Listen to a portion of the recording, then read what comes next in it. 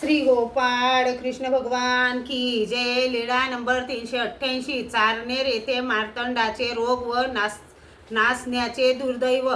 सर्वज्ञ चारनेरला गेले. पूर्वाभिमुख लिंगाचे देऊळ, अंगणात पिंपळ, त्या खाली सर्वज्ञ बसले. बाईसा सर्वज्ञांना नेहमी सांगत असे की बाबा कोणाला काही तर कोणाला काही शक्ती सामर्थ्य देतात, परंतु ह्या मार्तंडासाठी काहीच करत नाहीत, अशी तक्रार नेहमी करीत असत. त्या दिवशी सर्वज्ञ म्हणाले, मार्तंडा जा, भिक्षा करा. भिक्षा मागून आम्हाला 18 घास द्या.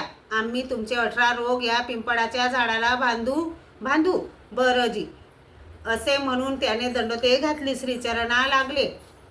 नंतर ते गावात गेले. तेथे त्यांची मामी होती. तिच्या घरी गेले. तिने पाय धुतले, अंगाला उठणे लावले, आंघोळ घातली, गरम गरम पदार्थ करून जेवू घातले आणि झोपले. भिक्षेच्या वेळी उठले आणि विचारले, मामी तुमच्या जवळ काही भात आहे का? असेल तर घेऊन या. तिने विचारले, भात कशासाठी? त्याच्याशी तुम्हाला काय घेणे? आणा बघू. तिने पुन्हा विचारले, सांगा ना, सर्वज्ञ तर नाही ना आले? हो आले आहेत. मग तिने सांगितले, कटकट मार्तंडा, सर्वज्ञ आले आहेत असे अगोदर सांगितले असते तर मी सर्वज्ञांसाठी उपाय तयार केला असता.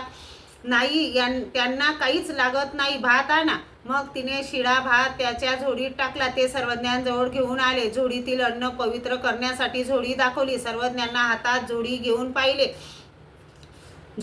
पाहिले. मग सर्वज्ञ म्हणाले, मार्तंडा, हा भात एकाच घरचा दिसतो. नाही जी, गावात एकाच कोठारातले तांदूळ सर्वांनी काढले म्हणून सर्वांच्या घरी सारखाच भात आहे.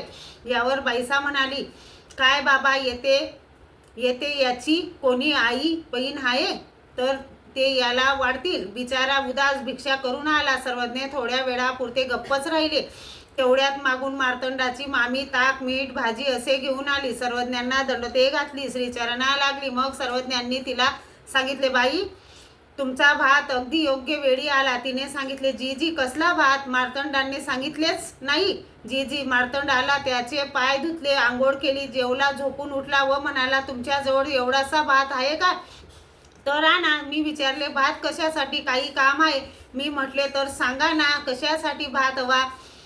सर्वज्ञ तर आले नाहीत ना. मग सर्वज्ञांनी बाईसाकडे पाहिले. बाईसाने संताप केला, पोरा, तुझ्यासाठी मी बाबांवर आक्षेप करीत होते. मग सर्वज्ञ म्हणाले, बाई, तुम्ही याला का रागावता? याचे रोग जाऊ नये असे याचे दैव आहे, तर ते रोग का जातील? किंचित जोडलेले असताना जास्त कसे मिळेल? पोरं आपले हित अनहित जाणत नाही. मग सर्वज्ञांचा तेथे मुक्काम झाला. श्री गोपाळ कृष्ण भगवान की जय.